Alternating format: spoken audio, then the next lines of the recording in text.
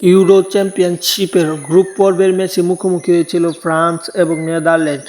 গত রাতে সবচেয়ে জমজমাট এবং আকর্ষণীয় ম্যাচটি ছিল এই ম্যাচটি। ফ্রান্স এবং নেদারল্যান্ডের এই ম্যাচটি অত্যন্ত জমজমাট কাগজে কলমে ছিল এবং মাঠেও অত্যন্ত জমজমাট হয়েছে। ম্যাচটি গোল শূন্য ড্র হয়েছে, কেউ গোল করতে পারেনি এমবাপ্পেরা।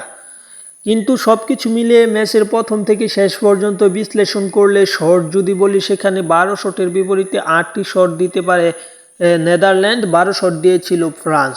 যদি অন টার্গেট শট বলি, সেখানে নেদারল্যান্ড এবং ফ্রান্স দু দলের থেকে নেদারল্যান্ড 4টি অন টার্গেট শট দিলেও ফ্রান্স দিয়েছে 3টি। যদি আমরা পজিশন বলি, সেখানে ব্যাপক এগিয়ে আছে ফ্রান্স। ফ্রান্সের 63% পজিশনের বিপরীতে আছে মাত্র 37% পজিশন নিয়ে নেদারল্যান্ড। তবু এই ম্যাচটি জয়লাভ করতে পারেনি সাবেক বিশ্ব চ্যাম্পিয়ন নেদারল্যান্ড। এবং যদি আমরা পাস বলি, সেখানেও নিঃসন্দেহে এগিয়ে আছে ফরাসিরা, কিন্তু তবুও তারা ম্যাচটি জয়লাভ করতে পারেনি।